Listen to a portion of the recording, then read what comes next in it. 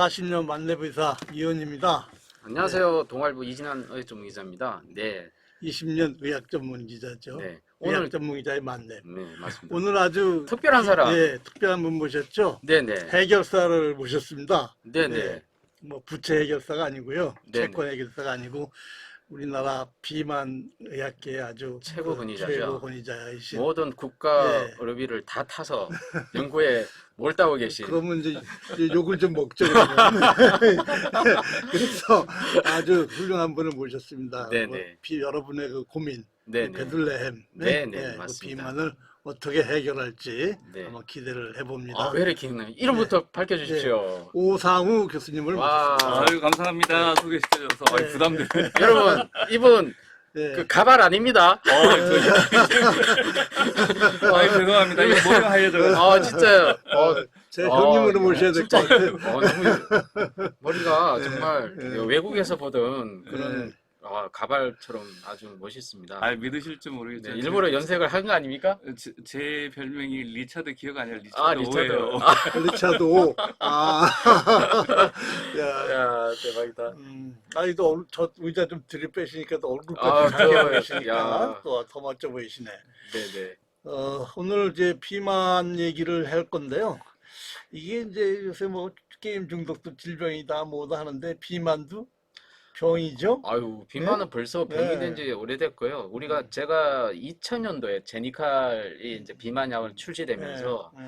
그때 많은 사람들이 비만은 그냥 뭐 나이 들면 생기는 뭐 똥배 뭐 이런 종류였죠. 근데 네. 갑자기 그때부터 이제 비만의 열풍, 치료 열풍이 불기 시작했습니다. 네. 맞죠? 그렇죠. 네네. 예, 그 비만이 질병인데 네네. 별로 약간 뚱뚱한 사람한테 그 비만이라 그러면 좀 기분 나쁘잖아요. 네. 근데 그건 기분 나쁘죠 당연히. 그런데 음. 우리가 비만도 어느 뚱뚱하다 보면 어느 한순간을 넘고 나면요 스스로 조절이 안 되는 레벨이 있습니다. 아, 고도 네네. 비만 그때부터는 이제 질병이죠. 의사의 도움이 필요하고요. 네네. 그 이전 단계에는 적당히 좀 뚱뚱한 몸이면은 음. 웬만큼 운동, 식사요법 이런 걸 제대로 알기만 하면은 충분히 뺄 수 있죠. 그래서 질병인가 하고 아닌가 하고 좀 경계치에 계신 분도 있고 질병인 분도 있고. 근데 우리나라는 비만 기준이 너무 타이트해가지고 외국에서는 비만 기준 그러면 한 27? 뭐 이게 그 BMI 수치라고 자기 키, 몸무게에서 자기 키를 나눈 수치죠. 아니죠? 몸무게를 자기 키의 제곱으로 나눈 수치. 그 수치가 우리는 25 이상을 비만으로 잡는데 외국은 27이 비만이거든요. 네, 네. 우리는 너무 타이트하게 잡아가지고 이게 모든 사람이 다 비만으로 만들어서 병원에 환자들이 많이 가게끔 만드는 그런 중요한 원인이 되지 않느냐 뭐 그런 얘기도 합니다. 이게 그 굉장히 중요한 말씀인데요. 네네. 우리가 25에서 여기에 BMI 수치네요. 자기 몸무게 킬로그램. 예. 킬로그램에 제가 만약에 40kg인데 그 몸무게가 제가 180이니까 1.8m 제곱하면 완전히 비만이 아니라 완전히 그 저체중인데요. 아니 그지 자랑하시면 어떻게 방송에서. 네네. 아무튼 이런 여러분들이 한번 네. BMI 수치를 한번 재보면 네. 이 수치가 25 미만이 23에서 25 요 사이가 정상인가요? 아니 23에서 25가 약간 높은 편인데요. 그것도 높은 건가요? 외국보다 참. 낮출 수밖에 없는 상황이 있습니다. 그럼요. 왜 그런가요? 그러냐면은 네네. 미국 사람들 아주 뚱뚱하잖아요. 네네. 근데 우리나라 사람들 미국 사람보다 덜 뚱뚱하잖아요. 덜 뚱뚱하죠. 근데 당뇨병 유병률이 똑같아요. 그래요? 우와. 그 다음에 고지혈증 유병률이 똑같고요. 근데 그림을 그려보면 미국하고 한국하고 비슷하게 그림이 나오는 거죠. 그래서 보면은 우리는 조금만 뚱뚱해도 금방 그런 병에 잘 걸리기 때문에 그래서 25부터 굳이 치료를 해야 된다. 그 병원에 와서 그건 아니고요. 네네. 25 이상이 되는 분들은 일단 운동 식사요법부터 먼저 시켜보고 네네. 스스로 해보고 안 되면 치료를 하자는 거고요. 네네. 그 다음에 사실은 두 분하고 요즘 길거리에 지나가시는 중학교 초등학생하고는요 네. 지방세포가 달라요. 완전히 다른 지방이에요. 그러니까 이제 식습관이 완전 바뀐 건가요? 예, 이혼 원장님 아마 어렸을 때 저보다 위시니까 아마 저 때만 하더라도 집에서 공부 잘하면은 짜장면 하나 시켜 먹고 기름 먹어봤거든요. 그러니까 우리 그때죠. 몸에 있는 지방세포들이 네네. 별로 이 지방에 노출된 적이 없으니까 그 네. 기능을 활성화시키지 못했어요. 그렇으니까 요즘처럼 짜장면 쉽게 먹을 수 있을 때는 조금만 먹어도 기름이 피 속에 떠다니잖아요. 그렇죠. 네. 그러니까 고지혈증이 잘 생기고 당뇨병이 아. 잘 오고 그러는 거죠. 근데 우리 어린 친구들은 어릴 때부터 기름에 좀 노출되니까 네. 지방세포 기능이 좋은 거예요. 오. 그러니까 사실은 우리가 10년, 20년 있다가 우리가 가진 지방세포 기능하고 우리 어린 친구들이 갖고 있는 지방세포 기능이 다르니까 그때는 진단 기준 바뀔지도 몰라요. 미국처럼. 아, 저 지금 당장 바뀌었으면 좋겠어요. 저는 진짜 억울하거든요. 25. 25예요? 아니 저는 미국 가면요 저 정상입니다. 근데 여기 와서 지금 음. 비만 취급을 받고 있습니다. 우리 아. 이현 선생님도 좀 또 비만이죠. 여러분 얼굴이 커 보이지 않습니까? 그래서 이제 아주 네. 심한 비만은 아니고요. 아, 고도 아닙니까? 비만까지는 아니고 그냥 네네. 26, 7 이렇게 왔다 갔다 합니다. 네. 확실한 치료의 기준에 들어가는데. 근데 네. 이것뿐만 아니라 사실은 BMI보다는 음. 이 허리둘레가 더 중요하죠. 허리둘레, 네. 배둘레. 네. 아, 그래서 오늘 배둘렘이 바로 그 주제입니다. 주제잖아요. 그래서 어떤 사람들이 이 스트링 테스트라고 그래서 자기 키까지 키를 이제 실로 해가지고 그걸 반으로 접어서 허리가 네. 딱 맞으면 괜찮고 네. 예? 넉넉하면 괜찮고 네. 이제 모자라면 문제다 이렇게 네. 하는데 맞아요? 그게? 그렇게 네? 이야기하셔도 되고요. 네. 남자 허리둘레 90cm, 여자 85cm를 처음에 국내에 제안했던 게 접니다. 와. 근데 여러분 믿기시나요? 아, 믿는. 네. 네네네. 근데 이것을 그냥 네네. 한 게 아니라 정말 많은 연구를 했거든요. 네네. 했더니 90, 85가 제일 적당한 거예요. 아. 네. 근데 유럽 같은 경우는 남자 98cm, 여자 열혈팬님 감사합니다. 네, 들어오셨군요. 예. 남자 98cm, 여자 90cm. 네네. 미국엔 120cm, 88cm 하거든요. 네네. 120? 예, 102cm. 102cm. 예. 아. 그래서 국가마다 다른데 음. 다들 우리나라 기준이 괜찮다고 하는데 여성분들은 조금 다르게 보셔야 돼요. 근데 네, 교수님, 그래요? 저 90cm는 이제 우리가 보통 이 음, 인치로 따지면 어느 정도? 35인치, 90cm가 아. 35 근처일 거예요. 제가 계산을 다시 해봐야 되면. 네네. 그다음에 대략 그 정도 되군요. 85는 한 32인치가 30. 왜냐면 우리가 바지 헷갈리기 사이즈는 시작해요. 되게 뭐 네. 그러잖아요. 32, 33, 뭐 35 이렇게 하니까. 네네, 알겠습니다. 근데 이게 굉장히 중요한 게 네네. 사실 여성들 지금 이야기하셨는데 네네. 여성들 기준 잡는 게 제가 너무 힘들었어요. 왜 그런 여성들은 폐경 전에는 날씬한데 네. 폐경 후에 뱃살이 훅 나와버리거든요. 똥배. 똥배. 근데 그 여성들은 젊었을 때는 몸에 체지방이 많은데 네네. 그 많은 체지방이 웬만큼 많아도 건강에 별 문제가 없더라고. 근데 폐경 이후에는 남성 호르몬이 많으니까 뱃살이 나오기 시작하면 남자하고 똑같아져요.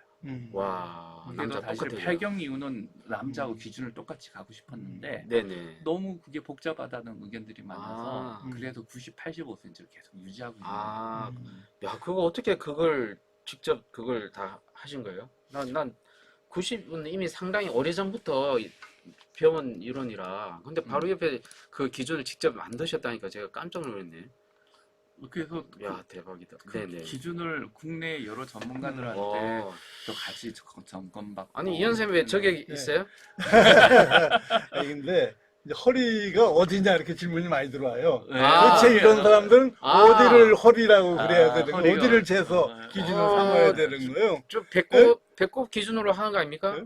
어디가 저분 허리예요? 좀 날씬해 보여. 만약에 허리가 네. 저기라면 저분은 날씬해 보여. 어디가 허리예요? 아니 근데 그런 우리 분들은. 세 명 다 지금 이게 올려보면은 네. 배꼽 위치가 다 달라요.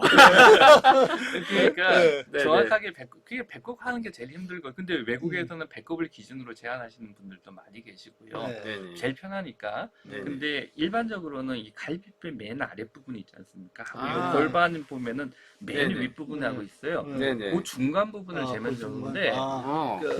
예예. 아, 그 배 근데 뼈가 만져져요. 예, 저 근데 우리 이 기자님 이제 배 힘주고 계시잖아요. 네. 이럴 때 재면 안 돼요. 배 힘 그쵸. 아, 저 상당히 네. 좀 날씬한 그 편이죠. 갈비뼈 맨 끝 네네. 부분하고 골반뼈 사이 예예. 아. 그 중간 부분을 재셔야 돼요. 거기 재시면 됩니다. 네. 예, 그러니까 헤매지 마시고 예, 거기를 꼭 재세요. 예. 또 친절하게 또 네. 이런까지. 야, 우리 사진 교수님 얼굴 배 사진이 계속 보이네요. 네네. 아니, 제 배 아니에요. 저희보다 날씬합니다. 네네. 네. 야. 자, 그런데요. 요즘 사실 비만 살찐 사람들이 이제 워낙 이제 질환이라는 얘기 많이 듣고 또 다양한 뭐 당뇨를 비롯해서 뭐 고지혈증 여러 가지 이제 그 심혈관계 질환 뭐 뇌졸중 이런 거 다 일으키는 아주 근본적인 심지어 암까지 일으키는 게 네. 비만 아닙니까? 자, 그래서 그 모든 사람이 관심이 많은데 올 초에 큰 열풍이 한번 부는 적 있죠. 네. 바로 싹 센다라고. 싹 센다. 예, 싹 아주 그냥 뭐 비만 세포를 다 세게 만드는 뭐 그런 거란 엄청난 그 일단 싹 센다 그러면 사람들이 아 먹는 약으로 생각하는데 이게 주사제죠. 네, 주사제죠. 아 이거 예, 우리 그 협찬 붙은 거 아닙니다. 이게 예. 이런 열풍이 불었다는 걸 저희들이 예. 보여주기 위해서 하는 건데 절대로 전혀 우리가- 협찬 아닙니다. 네네. 이게 이제 아주 큰 아주 쉽게 말하면 대박을 터뜨렸거든요. 지금 열풍이 이런 거 맞죠? 예. 예. 그 야기하기는 항상 그 비만약은 조심스럽게 이야기를 해야 조심스럽죠. 되는데 네네. 제가 약 갖고 고생을 한 적이 너무 많아서요. 네네. 어떤 약을 정말 연구 결과가 좋아서 이렇게 약 쓰다고 살 잘 빼고 있었는데 네네. 갑자기 이 약이 뭐 기분을 나쁘게 한다, 중독성이 있다, 심혈관계 질환의 위험이 있다 이래서 그 사이에 사라진 약들이 많으니까 아. 그래서 약이야기는 항상 조심스럽게 들 아. 수밖에 없습니다. 근데 사실은 이 약은 상당히 괜찮은 약입니다. 그 우리가 미국의 식약처에 인정을 받아야 되는데 FDA. 우리나라 예, FDA하고 미국 네네. 식약처, 한국 식약처에도 인정을 받았는데 인정을 다 통과한 약이죠. 아, 네네. 근데 이제 상당히 거북한 게 주사제라서 음. 상당히 좀 한데 생각보다는 주사 맞아도 인슐린 주사 맞을 때처럼 그렇게 아프지는 않고요. 아, 이게 인슐린 주사 우리 보통 배에다 맞지 않습니까? 배에다 누르는 그런 이렇게 딱 이거 색깔이 비슷하네요. 누른 배에다 찌르는 것처럼 이것도 똑같이 배에 찌른다는 거죠? 그렇죠. 네네. 그게 별로 아프지도 않고 음. 겁내하시고 있는데 네네. 생각보다 좋은데 네네. 그것도 이거 오자마자 국내 열풍을 일으켰죠. 그래서 그렇죠. 굉장히 열풍을 일으켰는데 네네. 문제는 뭐냐면 아, 문제가 있어요? 예, 아, 첫 네. 번째는 가격이죠. 아, 비싸요? 가격이 꽤 비쌉니다. 셉니까? 네, 몇십만 원 아주 한 달에. 어쩐지 안 가져오셨더라. 네. 어떻게 이게 생각하시죠? 뭐 한 달에 보고 몇 번 맞는 싶었는데.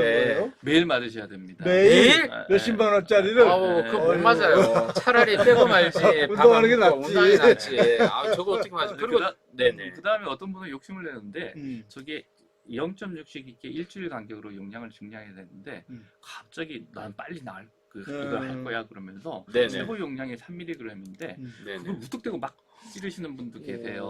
아. 그랬다가는 구토 나죠, 설사 나죠, 음. 난리 나죠. 저게 원리가 뭔가요?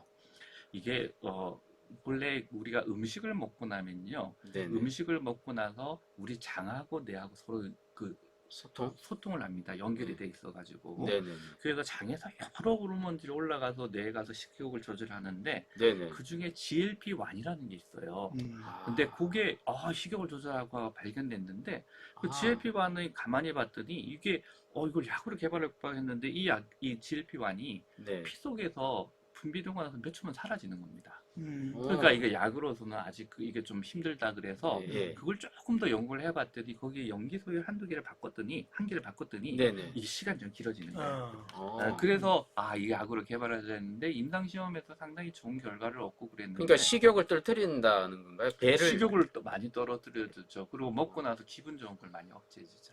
아, 네. 네네네. 그런데 사실은 저도 저거 처방받아서 한번 찔러본 적은 있어요. 근데 저는 오히려 찌르고 난 다음에 역효과, 그러니까 속이 너무 안 좋아지고 막 그 구토 뭐 이런 증상이 일어나가지고 저는 안 맞더라고요. 이게 모든 피하 사람이 지방에다가 넣나요? 네네. 예, PI 주사를 하는데 네네. 이렇게 그러니까 같은 GLP-1이라도 사람마다 반응이 조금씩 다르죠. 달라요. 어떤 분은 네네. 급하게 그렇게 느끼시는 거, 어떤 분은 천천히 용량을 올려 느끼시는 분도 있고.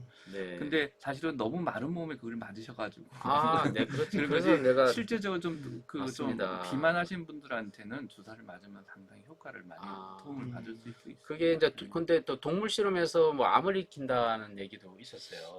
그래서 그게 또 상당히 안 알려진 게 기사화되면서 굉장히 논란도 있었던 사실이 있거든요. 뭐 갑상선 암, 뭐 동물 실험에서. 그 네네. 갑상선암 중에 일부 암인데요. 예. 그렇게 흔한 암은 아니에요. 네네. 그것도 그 자체가 사실은 암을 일으킨 증거가 확실하면은 시각지도 다 이게 위드드로를 해야 되는데 아직 그러지 않은 이유가 동물 네네. 실험에서 나왔는데 사람에서는 거의 좀 보고가 거의 없어요. 그래서 네네. 그게 동물 실험하고 사람하고는 사실은 너무나 다른 환경이지 않습니까? 네네. 그래서 그 다음에 케이스도 몇 케이스 안 되기 때문에 그 문제는 시각처가 굉장히 관심을 갖고 주목을 하고는 있습니다. 네. 근데 아직까지는 이게 그걸 일으킨다고 우리가 결정적으로 이야기할 만한 그런 연구 결과들이 없고, 네네. 그 다음에 이게 벌써 지금 우리나라만 해도 엄청 많은 분들이 지금 맞고 계시거든요. 지금 맞고 있습니까? 네, 많이. 그래서 좀 두고 봐야겠죠. 근데 그런 네네. 이야기 할 때마다 저는 너무 겁이 나요. 그렇게 사라진 약들이 너무 많아서. 그렇죠. 이제 따져보면 우리 최초로 나온 그 리덕틸이라는 약이 있죠. 리덕틸. 리덕틸. 네. 그 약도 사실 식욕을 억제하는데 그거는 먹는 약이잖아요. 주사제도 아니고. 근데 그게 무슨 부작용이 있어서 위드드로 됐죠. 국내에서는 아예 사라진 약으로 됐고. 지금까지 제니칼이라고 이게 또 지방 분해를 흡수를 억제하는 그 약은 지금도 있죠, 선생님. 예, 제디칼 같은 경우는 부작용을 예. 설산하고 부작용이 아주 효과죠. 네네네. 설산하고 그런 것들이 있어서 근데 그 약을 뭐 그렇게 위해하지 않으니까 그 다음에 그 리덕틸이라는 약도 사실은 굉장히 좋은 약이었죠. 좋은 예, 약인데 근데 아깝다. 심장병이 있는 분들한테는 위험이 있으니까. 네네. 근데 비만한 분들이 심장병을 많이 앓고 계시니까 그 약을 좀 조심해야 되는 단계에서 없어졌는데 네네. 사실 옛날 약들이 사실 문제가 많았어요.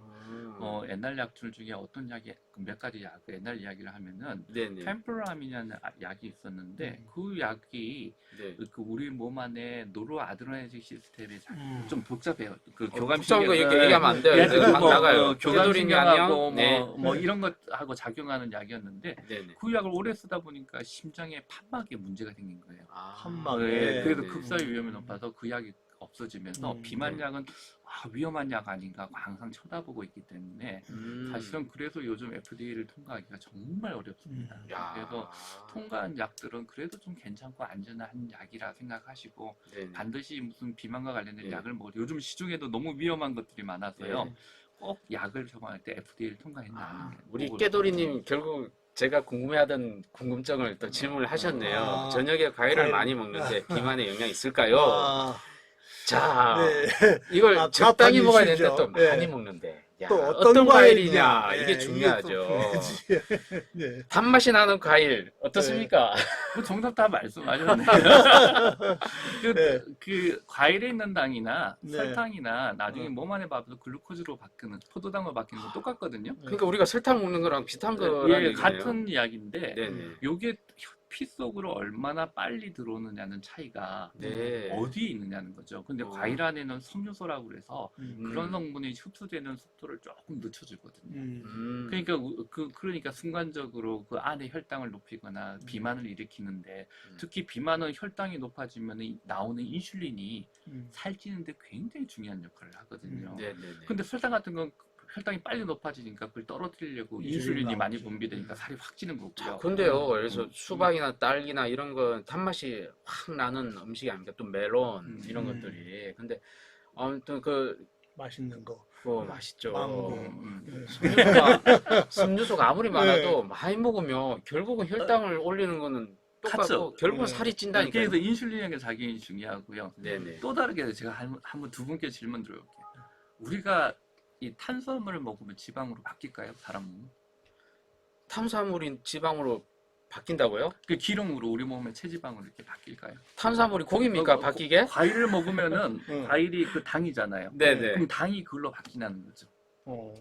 제가 우리 의사들이니까 의학적으로 보면 이제 당도 먹으면 우리 몸에서 또 이게 지방이라는 게 우리 몸에서 또 에너지를 비축하는 역할이기 때문에 분명히 이제 전환이 되는 걸로 제가 알고 있습니다만. 우리가 옛날에 이제 수렵 채집 시절에 참 한 끼 먹으면 다음 끼 식사가 불확실한 시절에 맞습니다.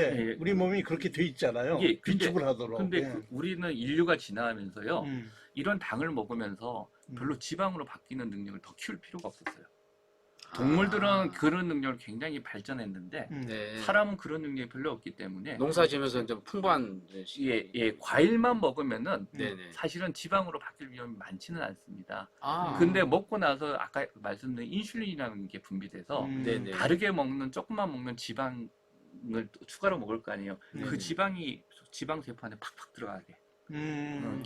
아주 그 프로모팅을 하네. 불지르는 네, 역할을 네. 하기 아, 때문에. 그러면 똑같은 거잖아요. 그래서 사실 그래서 천천히 인슐린을 적게 하는 네네. 과일을 먹으면은 네네. 당도 적당히 섭취하고 건강에 좋을 수 있죠. 근데 아까 우리 이진환 기자님 말씀대로 많이 먹으면 칼로리 자체가 높으니까 찌죠. 그러니까 밥 대신에 과일로 배를 채운다. 그 경우도 살이 찝니다. 그죠? 찌죠. 아, 찐다. 포도 다이어트 예. 네, 이런 거.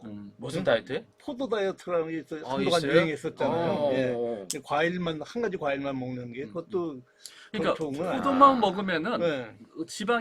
지방이 에너지가 별로 없고 혈당만 높아서 인슐린 분비가 되는데 이 지방으로 바뀔 건덕지가 없으니까 네네. 그러니까 살은 빠져요. 근데 사람이 오래 건드지를 못하죠. 몸이 힘드니까 네. 근육도 빠지고 그럴 거 아닙니까? 네네. 그러니까 나중에는 조금 먹기 시작하면 우리 몸이 잔뜩 긴장이 했다가 조금만 먹으면 지방이나 이런 것들이 다 몸 안에 그냥 저장돼서 쏙쏙 살이 들어가겠네. 싹더 네. 쪄버리는 거죠. 네. 아. 음. 야, 근데 이제 먹는 거 얘기하니까 결국 또 먹는 걸로 또 나가야 되는데, 저 같은 경우는 최근에 그 저탄고지에 대한 관심이 많은데요. 근데 이제 저탄고지를 실제로 하는 사람도 봤습니다. 보고 실제로 살이 빠지는 것까지 봤고, 저 그분들이 탄수화물 고지방. 고지방. 네. 그러니까 이게 황제 다이어트라는 얘기도 하는 그런 건데, 그거에서 효과를 많이 봤다고 하거든요. 예. 같은 돈이 많아요, 저. 이야기할 건 되게 많은데요. 네, 좀 네. 쉽게 설명해 이게 뭐 의학적으로 복잡하게 이야기 필요 없을 것 같고. 네네. 안녕하세요. 아, 예. 예. 아이고, 느낌 있다고 네, 오 교수님 오, 느낌. 속에서 살은 쪘어요. 지방을요. 네네. 지방만 먹으면 어떻게 될까요? 몸 안에 이게 근육으로 바뀔까요? 지방만 먹으면 예, 예. 지방만 먹으면 뱃살로 다 가지 않아요? 모르겠는데. 네네. 그러니까 제가 임상 뭐, 실험했던 거 네. 이야기해요. 네네네네. 미국 학생하고 한국 학생하고 네. 둘 다 병원에 입원을 시켰어요. 네. 입원을 시켰는데 미국 학생한테는 한국 식사를 먹였고 어. 한국 식사한테 미국 식사를 먹였어요. 한국 사람들 미국 식한테. 네, 그걸로. 그 미국 애들 기름 예, 많잖아요. 예, 아마 예. 시청자분들도 한번 보세요. 네. 누가 살이 더 쪘을까요? 와. 그러니까 한국 음식을 먹은 미국 학생이 더 찐 거 아니에요? 아니요, 둘 다 똑같이 쪘어요. 아, 둘 다 똑같이 똑같이 쪘어요? 쪘어요? 또 네. 미국 양식 또 아니, 죄송해요. 신기하다. 거꾸로 이야기. 둘 다 똑같이 빠졌어요. 빠졌어요? 똑같이 빠졌어요? 예. 어. 그러니까 한국 학생한테 기름진 미국 음식을 먹였는데 빠졌고요. 네. 근데 미국 학생한테 밥을 많이 준 거잖아요. 밥을 줬는데 예. 빠졌어요. 빠졌어요. 기름 많이 안 주고. 그 일시적으로 효과가 있다는 뜻인가요? 아니면 뭐? 좀 그러니까, 이상한 결과네. 지금까지 나와 있던 모든 오. 연구 결과들을 네, 종합해서 네, 네. 미국의 유명한 네. 교수님이 하신 말씀이 있는데 비만만 50년 넘게 연구하신 네. 분이 네. 하신 이야기가 있는데 딱 그래요. 뭐든지 간에 평소에 먹던 식습관을 바꾸면 다 효과 있대요. 입맛이 바뀌고 이러니까 생각보다 늦게 어느 정도 먹다가 더 먹고 근데 문제는 뭐냐면 그런 다이어트가 전 세계적으로 몇만 개 있대요. 본인이 진짜 종류가요? 50년 동안 그것만 연구하셨어요. 그러니까 와. 말하자면 먹는 게 바뀌는 게 문제구나. 그 다이어트 효과가 그렇죠. 그래서 뭐, 예. 시중에 누군가 TV에 나와서 뭔가 말씀하시고 그러면 그거 하면 다 효과 있어요. 효과 있어요. 아. 이 기자님처럼 효과 다 있어요. 네, 근데 예. 문제는 뭐냐면은 오래 가지를 않는다는 거고요. 지속성이 지속성이 없고 네네네. 그 다음에 나중에 그것 때문에 요요 현상을 더 겪는다는 거예요. 와. 그래서 사실은 지금까지 제일 확실한 방법은 네네.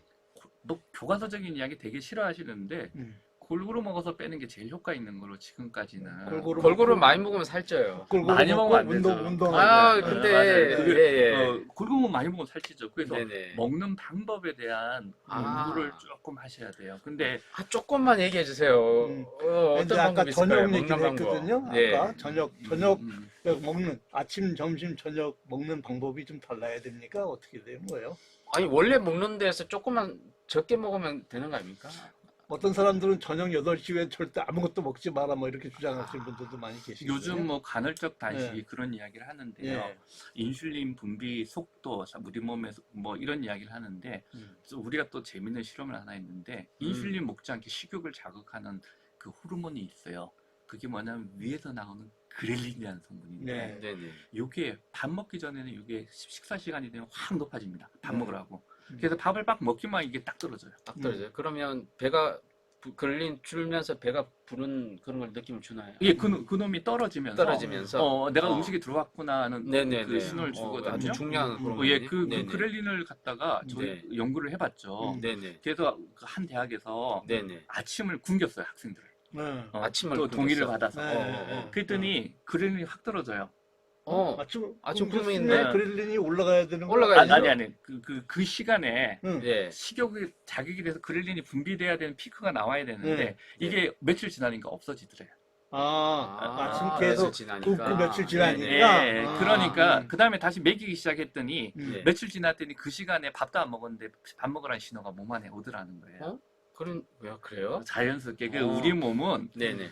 우리 몸의 우리 주변 환경에 음. 적응을 해 나가는 거죠. 음. 그래서 네네. 인슐린이 그때 분비돼서 한 많은 이론을 내시는데 음. 사람 몸이 그렇게 교과서적으로 1이면 1 플러스 1은 2가 아니고 우리 주변 환경이 항상 적응이 되는 거예요. 그래서 이론적으로는 그럴싸한데 실질적으로 내용상에 보면은 저희들 임상도 그렇고요. 네네.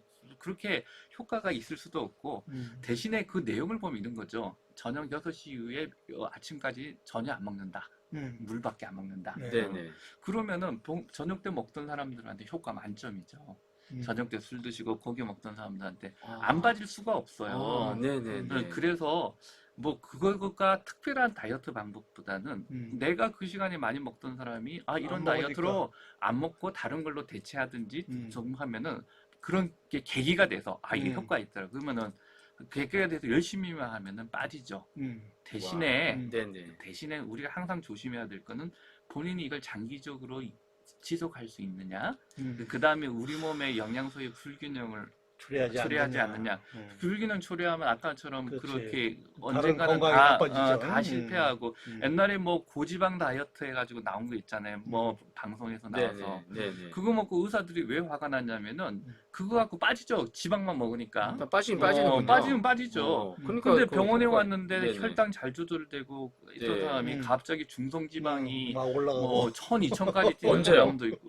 그때요. 빠졌는데도 아니 그 빠지고 난 다음에. 몸무게는 빠진다고 하지만은 봐서 혈액 검사를 해봤더니 당 조절도 잘 되고 중성지방 잘 되는 사람이 갑자기 그렇게 나빠져서 오니까 의사들이 화가 나서 성명서를 발표한 거예요. 그러니까 우리도 무슨 다이어트가 유행하는 거는 이게 유행하니까 뭐 건강에 지장이 없겠다는데 네네. 제가 보고 있는 환자분들이 건강이 나쁘다면 그거는 참을 수가 없잖아요. 그러면 규칙적인 식사를 해야 되네요. 그죠? 아니 그러니까 아침은 저녁 때. 먹어도 되고 안 먹어도 되고 그거 괜찮다는 얘기죠. 아침 먹어도 되고 평생 아침을 안 먹고 아니면 전에 일일 네네. 일식 있었잖아요. 네네. 제 주변에 서울대 의대 제 친구는 평생 일식을 한 친구도 있어요. 그러니까 그게 몸에 적응이 돼 있는 사람은 전혀 문제 없어요. 근데 그렇지 않고 뭔가를 위해서 갑자기 하다 그러면은 우리 몸에 어떤 분은 잘 적응하시는 분도 계시고 어떤 분은 못 적응하시는 분도 계신데 그걸 예측할 방법이 없어요. 자, 근데 뭐 어떤 원칙은 있을 것 같은데 예를 들어서 밥상이 딱 차려졌어요. 우리나라 특성상 이 밥이 꼭 있어야 되고 또 국물도 있어야 되고 각각 반찬류가 쫙 짜르 있어야 되잖아요. 자, 그러면 이때 평소에 먹던 식습관을 하면 계속 살이 유지가 되고 살이 이현 선생님처럼 계속 유지가 돼요. 이걸 어떻게 하면 좀 조금이라도 더 빠지게 할까? 자기 생활 환경에서 이런 원칙을 찾아야 되거든요. 아이고 진료비 받아야 그래서 일산까지 가기 너무 힘들어. 일산까지 가기 힘들어요. 아주 깨더리님이 복부 비만에 뭐가 제일 효과적이냐 그 이야기를 같이 하는 게 좋을 것 같아요. 네네네. 그죠? 네네네. 코드님, 저기 살을 뺄 때요. 네. 살을 뺄 때 제대로 우리가 살 뺀다는 건 지방 태우는 거잖아요. 네네네. 그 지방을 제대로 태운다면 어디부터 빠지는지 아세요? 어디부터 빠져? 내장부터 빠져요. 내장 지방. 복부 비만. 내장이 빠지고요. 네네. 생각보다는 아랫배하고 허벅지에 있는 지방은 굉장히 늦게 빠집니다. 아, 네, 우리 뱃살 그거, 빼려고 굉장히 어, 노력하는데 그거 그건 제가- 제일 마지막에 제가 빠진다는 지금 거죠. 경험하고 있어요. 저 엄청 네. 노력해서 체중도 많이 아, 뺐는데 그러시군요. 이 아랫배가 이게 해결이 안 돼요. 예. 네, 아랫배 아까 네. 사진으로 많이 봤어요. 네. 제가 왜 그 이야기를 네. 드리냐면은, 아니, 저한테 거짓말 한다는 분도 계실지 몰라요. 네. 네네. 왜 그러냐면은, 아니, 난 뱃살 죽어도 안 빠지는데, 음, 근데 지나가다 보면은 뱃살을 안 빠지고 얼굴만 쏙 빠진 사람 있잖아요. 맞아요. 그 어, 되게 보기에도 그거는 좀 그렇더라고요. 얼굴에 지방이 아니고요. 네네. 음, 근육이 빠진 거예요. 근육이 여기 빠져요. 얼굴에 이 근육 같은 거 있잖아요. 네네. 여기 근육이 빠지면 눈에 잘 티가 안 나죠. 옷을 네, 입었더니. 네, 근데 얼굴은 티가 잘 나요. 네. 얼굴에 근육이 빠지는 거구나. 예, 그래서 네네. 근육 빠지는 사람이냐 지방을 태우는 사람이냐 보면은 윗배가 빠지느냐 안 빠지느냐의 차이를 보시면 좋아요. 예. 그래서 네. 윗배가 빠지시는 분은 지방인데 왜 그러냐면은 지방도 똑같은 지방이 아니고요. 내장 지방이 있는 지방이 이 피하 지방보다 활성도가 굉장히 높아요. 그 운동을 해서 그 교감신경이 흥분해서 자극을 주면요.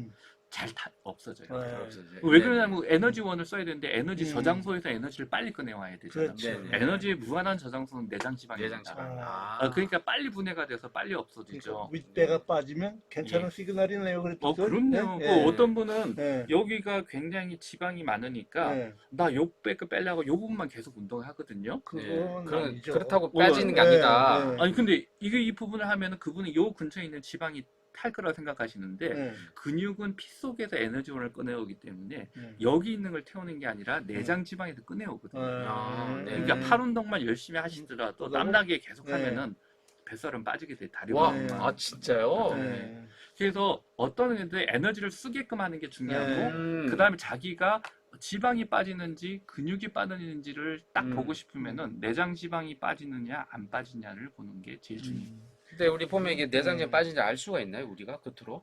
옷 입고 계실 때 요즘에 네. 이제 아랫배에 많이 걸치는 옷을 네네. 그러는데 네네. 조금 위에 올라가면 내 옷이 헐렁해지는구나 하면 내장 지방이 차지는 거죠. 네. 그 열심히 복근 운동하는 친구가 있거든요. 아랫배 뺀다고. 예, 예. 그건 조금 이제 그렇죠. 복근 운동도 효과가 있죠. 음. 근육량을 늘려서 근데 이게 태우는 것보다는 근육을 늘리는 게 장기간은 괜찮을지 몰라도 당장의 뱃살을 빨리 줄이는 효과는 조금 덜하겠죠. 네, 네. 그래서 일단 태우는 거는 숨가쁜 운동. 숨가쁜 운동, 숨이 가쁘다는 소위 거지. 말하는 유산소 운동. 예, 유산소. 왜냐하면 지방이 몸 안에 타서 에너지를 쓰려면은 산소 없이는 절대 안 타요. 그래서 유산소 운동을 해야 됩니다. 버퍼링이 있나 봐요, 코드님. 이게 딱. 자, 그 스탠포드 2님이 실컷 다이어트를 해서 본 현상으로 다시 복귀하는 경우에 요요 현상이 있네요. 그죠? 요요 현상을 방지할 수 있는 팁도 설명해 주면 좋겠습니다. 근데 우리가 요요 현상은 사실 좀 올바르지 않는 급격한 다이어트를 함으로 생기는 부작용이라고 봐야 되나요? 다른 다이어트를 해도 네네. 요요 현상이 오는 경우가 많습니다. 아, 근데 네네. 이게 연구를 해보면 우리가 약을 쓰더라도 네네. 2년 지나면 다시 찌는 요요 현상을 겪는 게 많거든요. 네네. 근데 요요 현상도 정도가 다른 거예요. 어떤 사람은 빼고 나서 옛날 몸으로 들어갔는데 그보다 더 찌는 사람이 있어요. 아, 근데 더 찌는 사람들이 보면은 대부분이 근육만 뺀 사람들이에요. 네. 근육만 빼. 예, 지방 안 빠지고. 그래서 요요 현상을 방지하는 팁을 좀 알려드리면요. 음. 초반에 살 뺄 때는 뭐부터 해야 되냐면은 네. 그 초반에 좀 빨리 빼고 싶은 사람은 그 식사 조절이 굉장히 효과적이에요. 네. 근데 빼고 나서 살을 유지하는 데는요. 연구 결과를 보면은 식사도 계속 유지해야 되지만은 생활 습관, 특히 운동하는 습관이 굉장히 중요한 거예요. 그래서 아까 이영규 그 원장님 말씀하신 대로 이 근육량을 좀 유지를 하면은 기초 대사량이 좋아져서 생각보다 요요 현상이 올 수도 있지만은 더 찌는 걸 막아주고 굉장히 늦춰주고 어떤 분은 완전히 날씬한 몸으로 유지할 수 있는데 그게 제일 많은 영향을 주는 게 두 가지인데 첫 번째는 근육량, 그 다음에 유산소 운동 능력, 숨이 얼마나 가쁜 능력. 그럼 헬스장에 가서 유산소를 같이 해야 되겠네요. 이게 같이 해야죠, 네. 사실은. 전 아침마다 스쿼트를 주로 많이 하는데 그것도 스쿼트 굉장히 좋은 운동입니다. 네. 우리 몸의 근육량이 가장 늘리기 쉬운 근육이 어디냐면 다리 쪽이거든요. 아, 네. 그래서 살 뺄 때 스쿼트 운동 굉장히 중요한데 멕시코에는 얼마 전에요. 그 지하철역 앞에서 스쿼트 운동 이렇게 해주면요. 그 지하철 티켓 공짜로 줬어요. 자동 와. 기계가 있어가지고. 그 아이디어 워낙 괜찮네. 비만이 비만이 많은 아, 그러니까 나라니까. 기계 앞에서 네. 내가 스쿼트를 네, 얼마 이상 네, 하면 네, 네. 기계한테 와, 티켓이 좋은 공짜. 아이디어네요. 그거 아주 좋은 아이디어네요. 어떻게 네. 그런 걸 차라리 아니 그래. 그러면 망해요. 우리 응? 환자가 안 와서. 오상훈 선생님 병원 환자가 안 와요. 아유, 안 오면 좋겠어요. 아니 진짜 안 저기 오거든요. 뭐야 아니 지공대사만 공짜로 할 게 아니라 그렇게 스쿼트 하실 분들도 네. 공짜로 자, 드려야 우리 되겠네. 또 애쉬님이 네. 운동하면서 빼면 지방을 빼는 거고 굶어서 빼면 근육이 빠지는 건가요? 라고 되는데요. 약간 좀 논리적으로 맞는 말 같아요. 운동하면 이제 지방이 빼지면서 근육량이 늘어날 거고 아무래도 굶으면 그 근육에서 아까 얼굴살이 굶으면서 네. 얼굴살이 얼굴- 빠지는 얼굴살. 게 아까 난 지방이 빠진 줄 알았더니 근육이 빠지는 거라고 안면 말씀하신 근육이 거거든요. 빠지는 거. 네네. 우리 몸에서요, 네. 몸 안에 하루에 에너지 제일 많이 쓰는 기관이 어딘지 아세요? 뇌죠. 네. 전공이시니까. 뇌가 제일 많이 쓰는데 네. 뇌는 탄수화물 아니면 거의 안 쓰거든요. 그렇죠. 아주 글루코즈를 고급스러운 네. 거. 네. 아주 고급스러운 친구라서. 네. 근데 굶고 나면은 교수님은 그 당이 잘 안 들어가서 머리가 하얘진 거. 노화가 되고. 여기만 우리는 좀- 노화가 되고 아니 네. 안은 괜찮은 것 같아요. 아, 괜찮습니까? 아직은 네, 성능이 알겠습니다. 나빠지지는 않았어요. 네, 네. 근데 이게 엄청난 에너지를 쓰는 기관인데 네. 당을 써야 되는데 굶어서 당을 안 먹으면 얘가 그렇죠. 어떻게 되겠어요? 어, 그러면 당을 어떻게든 끄집어야지 안 그러면 우리 죽어버리잖아요. 네네네. 그럼 당을 끄집어야는데 어디서 끄집어와야 되냐 고민을 해보면은 그 당을 어떻게든 만들어야 되는데 우리 몸에서 당을 생성하는 능력이 별로 없기 때문에 어떻게요? 근육에 근육에서. 있는 근육에 그거를 있는 빨리 단백질. 아미노산, 아미노산. 단백질을 분해시켜가지고 분해시키면 아미노산이 당을 되죠. 주잖아요. 야. 아미노산에서 케톤체라는 걸 만들어서 급히 네. 쓰거든요. 네. 그래서 굶으면서 탄수화물 안 먹고 다음에는 입냄새 케톤. 납니다. 그 아. 케톤 냄새거든요. 말도 안 네. 됐네. 그래서 네. 마치 몸무게 빠진 것 같은데 뱃살은 별로 안 줄고 얼굴만 헐떡해지는 거죠. 그래서 네. 사실은 저한테 오는 환자나 전문가들한테 가시면요. 실질적으로 다이어트로 몇십 킬로, 20, 30킬로 이상 빼고 10킬로 이상 급인을 빼는 사람들은 새끼 다 먹으면서 빼는 사람들이에요. 그러니까 그래서 골고루 예, 먹어야 된다는 게 기본적으로 정답이네요. 탄수화물을 조금씩이라도 그런 걸 예방해서 먹어야 되는데 내 에너지를 복구해서 네. 근데 탄수화물을 어떤 형태로 먹느냐는 게 문제죠. 설탕 형태로 안 먹는 거는 바보짓이죠. 바보짓이고. 그래서 뭐 흰쌀밥보다는 잡곡 형태라든지 아. 흰빵보다는 호밀빵 형태로 먹으면은 네네. 그 흡수가 천천히 되고 인슐린 분비도 적게 하고 아, 그 다음에 내 네네. 건강에도 좋고 이러니까 초콜릿 그렇게 바 먹어야죠. 같은 건 안 먹고. 저도 뭐 사실 먹어야 돼요.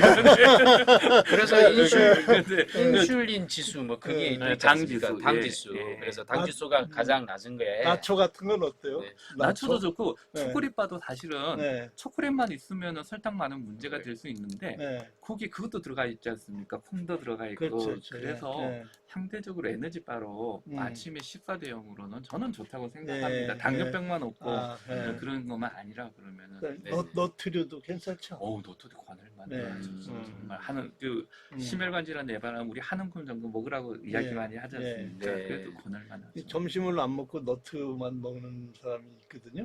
교수님 괜찮은 아니에요? 먹는 거예요? 그것도 괜찮죠. 근데 깨돌이 또 내 건강만 드셨네. 유지하고 근육량만 좀 네. 유지할 수 있게 해주시면 네. 너무 아유, 좋아요. 깨드리님 감사합니다. 예. 깨돌이님이 아시는 분 아닌가요 혹시? 아니에요. 짱구 박사. 네네. 예. 뭐 또 교수님 뭐 또 준비를 많이 하셨던데 궁금한 거. 아, 예, 네. 예, 예. 그 뭐 여러 아, 가지 저는 준비했는데요. 궁금한 게 있는데 어. 저 커피가 살을 찌우나요? 커피는 네네.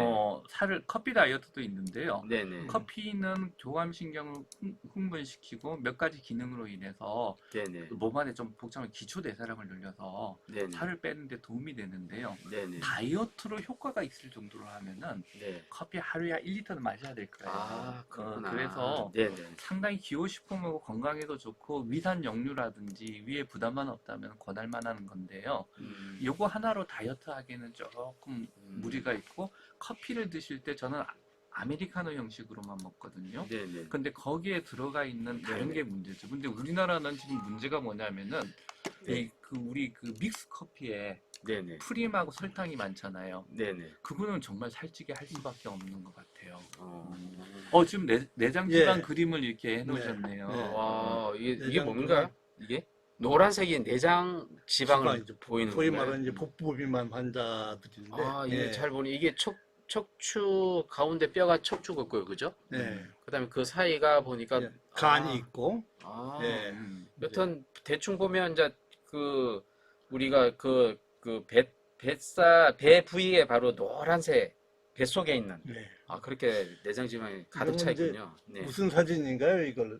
이게 교수님 가져오신 거예요. 예, 제가 예, 민망해서 CT를 이게 찍어야 되나요? MRI를 찍어야 되나요? 아니 그 MRI, CT 방법이 다 있는데요. 예. 그 사실은 이게 너무 비싸고 예. 그 다음에 요거만 하나 하려면 병원에 많이 기다리셔야 돼서 네. 허리둘레 하나 재는 게 그게- 사실은 제일 편하죠.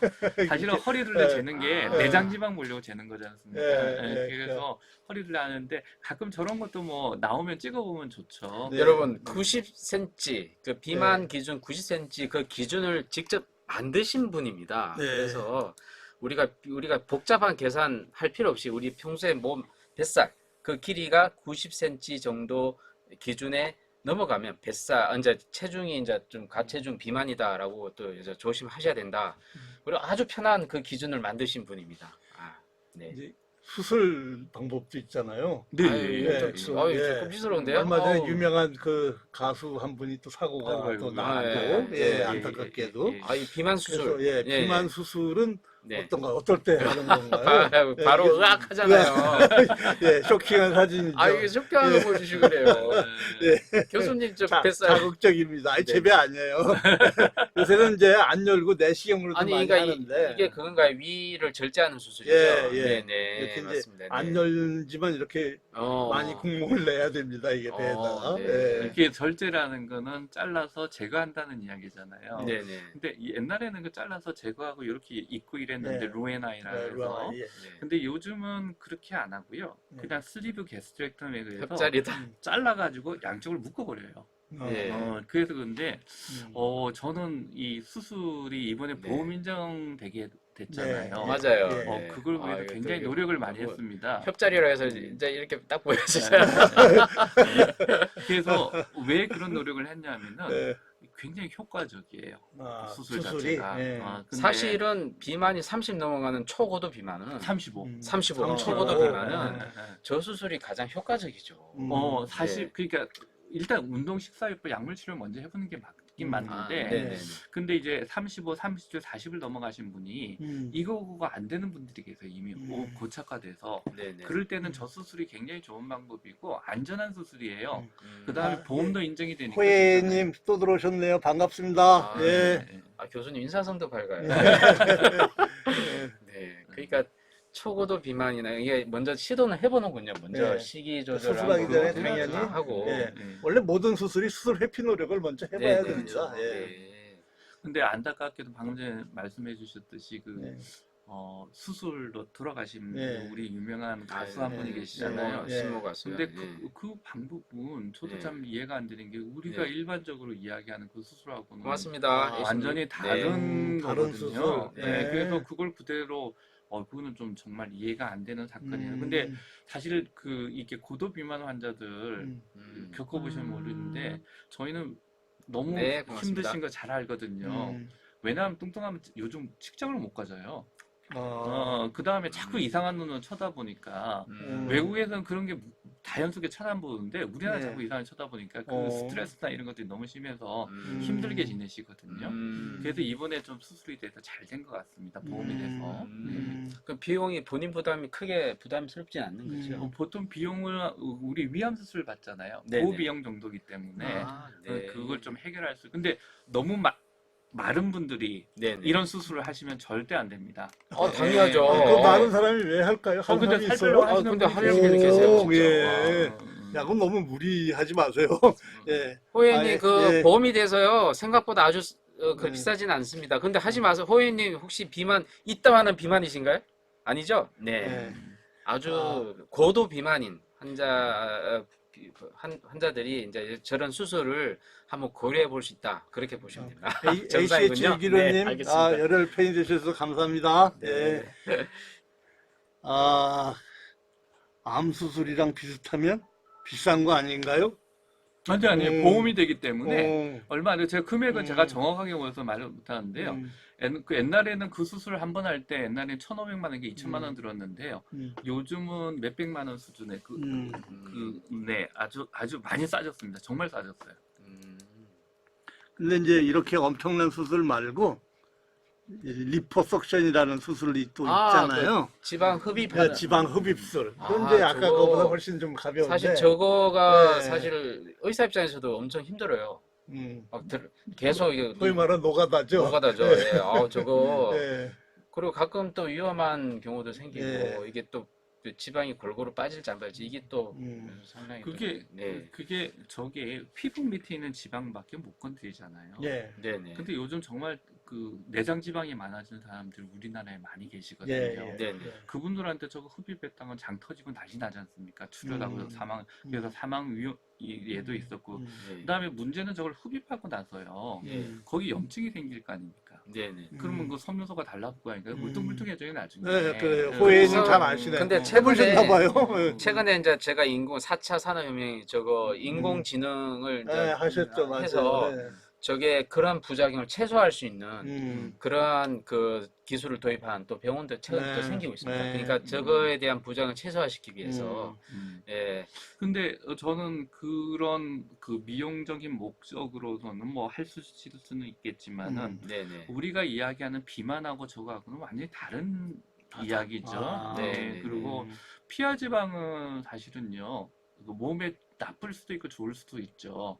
왜 그러냐면 아랫배에 아까 지방이 안 빠진다고 제가 말씀드렸죠. 아랫배는 피하 지방이 안 빠지는 거거든요. 허벅지하고 왜 안 빠지냐고 저는 잘 몰랐는데 네. 외국에 이것만 연구하신 분 또 저보다 몇십 년 위 분한테 여쭤봤더니 하시는 이야기가 네. 자기 생각에는 여성들이 임신했을 때 태아를 보호하려고 거기 지방이 안 빠지게 해놓은 것 같아요. 그러니까 사실은 우리가 그 지방이라는 것도 네. 거기에 놓여서 하는 역할들이나 일이 있는 거예요. 음. 그래서 피하 지방을 미용 목적으로 무조건 빼는 것보다는 네. 사실은 운동 식사를 먼저 해보고요. 음. 그다음에 미용적인 목적인데 저것도 너무 자주 하면 아까 그걸 줄인다고는 말씀하셨지만은 이게 눈에 안 보이면서 이거 하고 요즘 뭐 다른 피부 합법을 하긴 하지만 가다가 혈관도 건드리고 그러다 보면은 네. 그걸 최소화하려고 노력한다는 거지. 네, 맞습니다. 안 생길 수가 없는 거죠. 아, 호혜님 뭐 몸무게 아까 정하이를 해놓고 별의별 걸 다 해보셨네요. 이산화탄소 주입하는 것도 그런 해봤어. 것도 해보셨네요. 야. 야. 근데 최근에 다양한 뭐 이런 치료법이 나오지만 결국은 이거는 이제 단기적인 어떤 그 효과를 보기 위해서 좀 많이 이제 이런 시술들이 많이 나오는 거잖아요. 근데 근본적으로 자기 본인의 어떤 생활 습관 이게 좀 약간 좀 변화가 좀 있어 줘야 되는 건데 그 변화 없이 자꾸 그런 시술에 너무 의존하다 보면 아무래도 아까 말씀하신 또 부작용이 또 생길 수 있고 그럴 것 같은데요. 그렇죠. 그리고 또 요즘 뭐 여러 가지 호혜 씨께서 네. 여러 가지 이야기를 해주시는데 요즘은 뭐 아까 그 냉동 이야기도 하시는데 요즘 그 유행하는 그 갈색 지방. 네, 갈색 지방 같은 네. 경우도 사실 잠깐 그 뭐죠? 갈색 지방? 갈색 지방은 네네. 우리 몸의 지방이 다 똑같은 게 아니라 네네. 하얀색 지방도 있고 네네. 뭐 약간 갈색을 띠는 지방도 있어요. 아, 네네. 왜 갈색을 띠느냐면 그 안에 미토콘드리아라는 게 좀 많은데 네. 복잡한 이야기는 일단 제끼고 네네. 그게 우리 몸의 열 발산을 도와줘요. 그래서 추운 데 갔을 아, 때 우리가 네. 살아남는 게 네네. 거기서 열 발산 지방 세포가 열 그러니까 발산을 아이들이 해줘요. 가장 갈색 지방이 많다라고 하고 갈수록 줄잖아요. 성인들수록. 애들만 있는 줄 알았는데 어른들도 나중에 있어요? 봤더니 어. 그 어른들도 아직은 많이 있는 거예요. 근데 네네네. 우리가 모르고 있다가 차가운 데 가면은 그놈들이 이제 발현을 하는 거죠. 어. 또 갈색 지방하고 흰색 지방, 백색 지방하고 요 중간 사이에 네네. 베이지색 지방이라는 것도 발견돼서 베이지색. 네네. 그 몸에 어디 있어요, 우리 몸에? 우리 몸에 백색 지방인 것처럼 하고 숨어 있다가 네. 차가운 데 가면은 이게 차가운 데라면 얼마나 천대를 말씀하시는 보통 거예요? 한 10m만 되더라도 아, 발현합니다. 영상?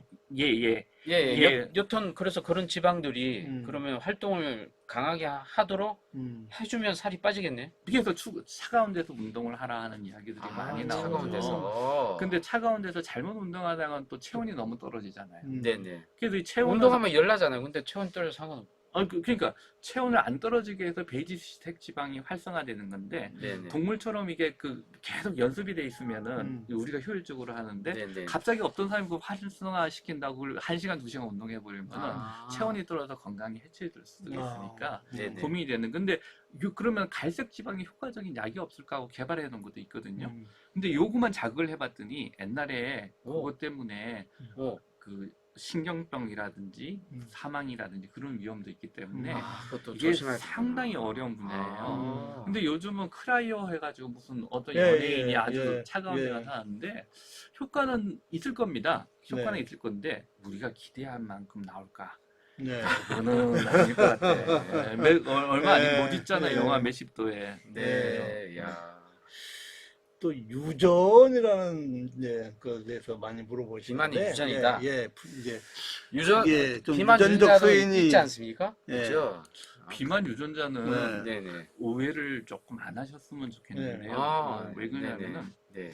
비만 유전자가요. 없으면 인류는 다 죽었어요. 네? 왜냐하면 옛날에 항상 배고팠잖아요. 네네. 그러면 뭐 조금만 먹어도 지방으로 저장하는 비만 유전자가 활성화됐어야 그 척박한 환경에서 살아남겠죠. 살아남죠. 네네. 그래서 만약에 그런 유전자를 제대로 발현 못했던 사람들은 우리 조상님들 중에 다 돌아가셨을 거고요.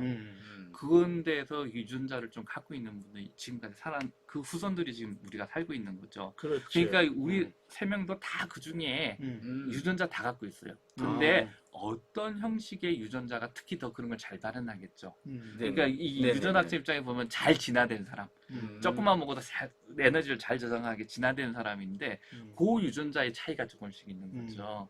그래서 근데 그 유전자만 갖고 계속 꼈으면 되는데 그 유전자를 갖고 있다 하더라도 네네. 그 환경에 따라서 그 유전자 발현의 차이가 있기 때문에 네네.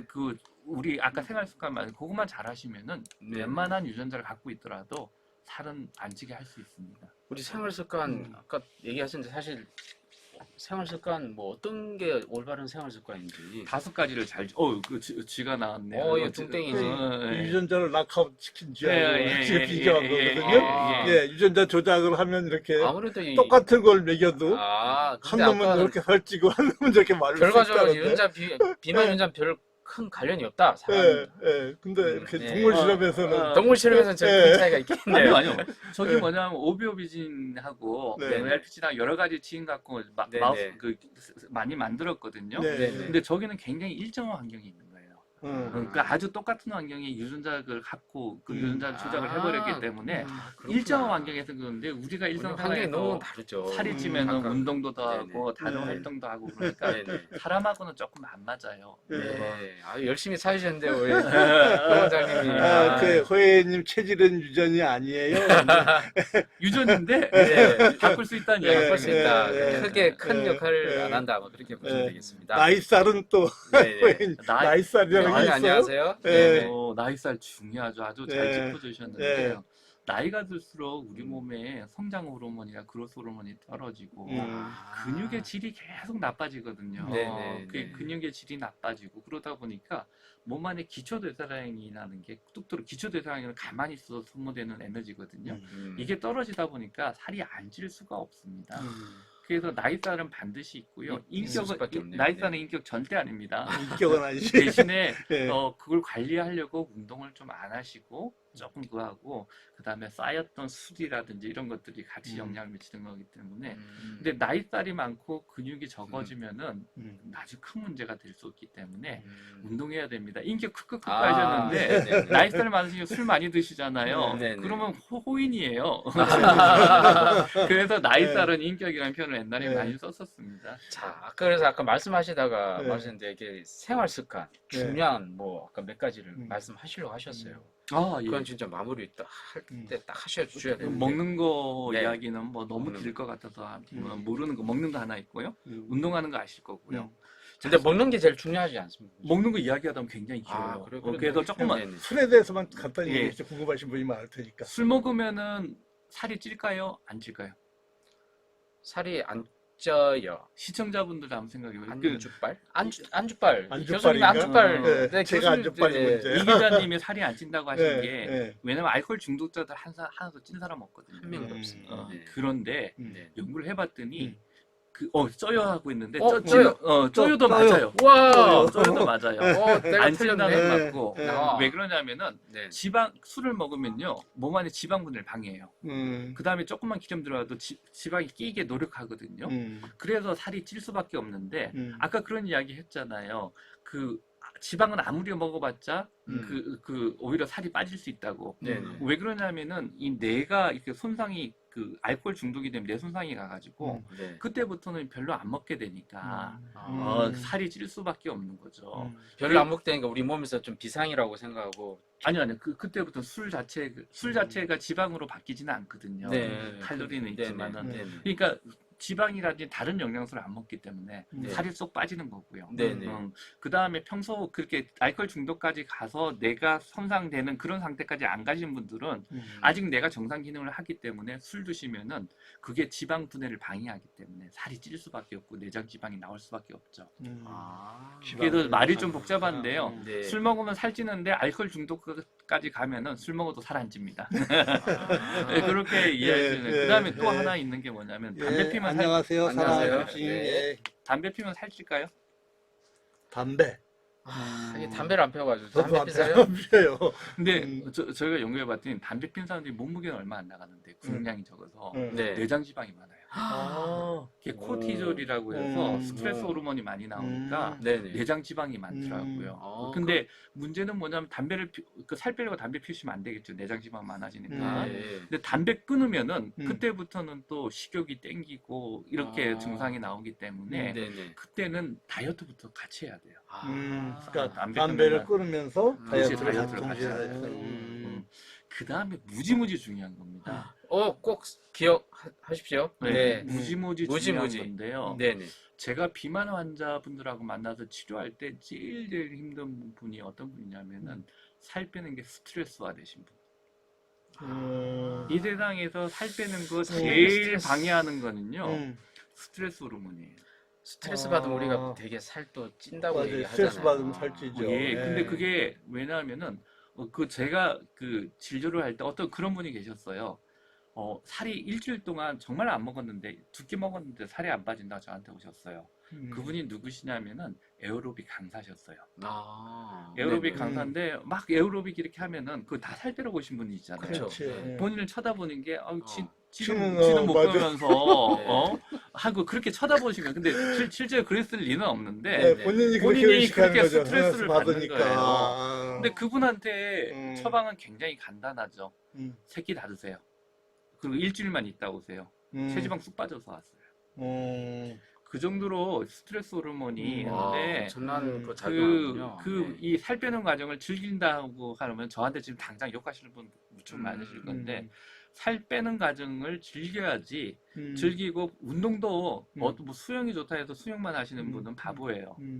왜 그러냐면 자기가 기분 좋은 운동을 해야지. 기분 좋은 네, 운동. 일부러 시간 내서 축자 살자 운동시키는 데 가서 운동을 하고 그러면은 처음에는 좀 빠지시는데 어느 한순간에 딱 멎어버립니다. 저는 운동 자체를 싫어해요. 근데 살을 빼기 위해서 운동을 하는 게 스트레스면 아예 운동을 안 하는 게 낫겠네. 어떻게든 움직여야죠. 그러시면 안 되고요.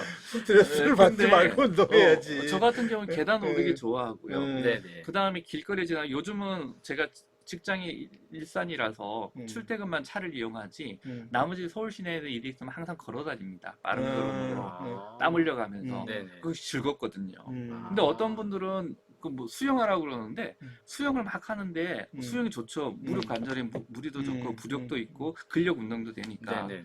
근데 수영복 입기 싫은 사람한테 네. 수영복 입어서 뚱뚱해서 보이기 싫은데 스트레스 받으면 그러네. 아무 운동에 스트레스 하는 못 순간 네. 효과가 없다. 이야, 아. 근데 정말 중요한 얘기 하시네요. 네. 진짜. 우리 사나고 싶어 스트레스가 다이어트 적이군요. 네, 제일 그렇습니다. 큰 적입니다. 정말 몰랐네. 제일 큰 적입니다. 그래서 네네네. 살 뺄 때 네네. 어떤 분은 왜 이리 안 빠지고 체중 계 일주일에 매일같이 1시간 간격으로 올라가시는 분 계신데요.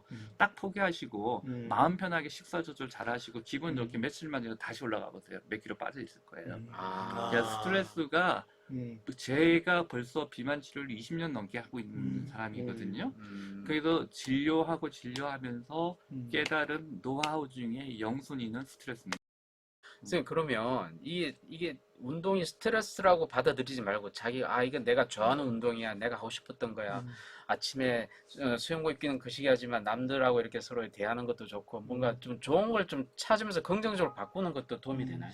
도움이 되죠. 아, 그런데 네. 스트레스는 해소했는데 조기 축구를 좋아하시는 조기 축구에 딱 하고 나서 그래 야 잘했어 하고 우리 이겼어 기분 좋죠. 스트레스 확 풀었는데 소주 한잔 하시거든요. 끝난다고 술 얘기했으니까. 그러면은 아까 이야기했던 술 갖고 그 효과 다 날라버리는 거예요. 네. 등산하고 3m 맞습니다. 막걸리에 예, 막걸리. 과잔 먹고 이러면 네. 그거 안 해야죠. 아, 근데 걷는 게 좋아요, 뛰는 게 좋아요 하는 질문은 의외로 많습니다. 둘 다 좋죠. 예. 둘 다 좋고 걷는 거는 뛰는 걸 유산소 운동이라 하지만 근력 운동도 사실은 되거든요. 예, 그렇죠. 예. 그래서 그 둘 다 상관은 없는데 그 우리 몸의 지방을 어느 정도 내장질을 채우려면 숨이 좀 가쁘셔야 돼요. 네. 숨 가쁜 과정이 내장 지방에서 지방을 에너지원으로 우리 근육이 쓰고 있다는 신호니까 심장하고. 자, 오늘 시간이 아유, 다 예. 됐는데요. 그냥 한 시간이 훌쩍 갔어요. 우리 끝나고 예. 술 한 잔 딱 할까요? 어떻게 저 시청자 여러분 도움이 많이 되셨나 모르겠습니다. 즐거우셨어요? 여러분 스트레스 받지 마시고요. 즐겁게 사시면서 네. 적당히 잡수고 열심히 맞습니다. 운동하시고 하면 예. 또 음주 좀 조심하시고 네네네. 하시면 얼마든지 다이어트 할 게 어려운 일이 아니고 체중 감량이 예. 자기가 하고 싶은 거 예. 하십시오. 예. 스트레스 안 받는 운동. 그러니까 건강한 생활의 기본은 어떻게 보면 체중 조절, 체중 관리가 네. 굉장히 중요한 사항인 것 같아요. 교수님 예. 사랑하고 싶어 끝인가요? 아쉬워하는데요. 우리 아, 너무 예, 보기 좋으면 예. 다음에 투 예. 가도록 하겠습니다. 네, 감사합니다. 네, 감사합니다. 예, 자, 예. 마무리하십시오. 네, 예, 그러면 어유 마무리 감사합니다. 말씀. 불러주셔가지고 오늘 또 이 가발 아니에요. 예. 가발 아니에요. 다음에 염색하고 오면 못 알아보시면 안 돼요. 한 시간이 네, 너무 네. 짧아서 언젠가 다음에 한 번 더 모셔야 되겠습니다. 네네. 오실 알겠습니다. 거죠? 예예예. 네, 고맙습니다. 예, 그럼 자, 안녕. 안녕히 예, 안녕히 계십시오. 계세요. 예. 예.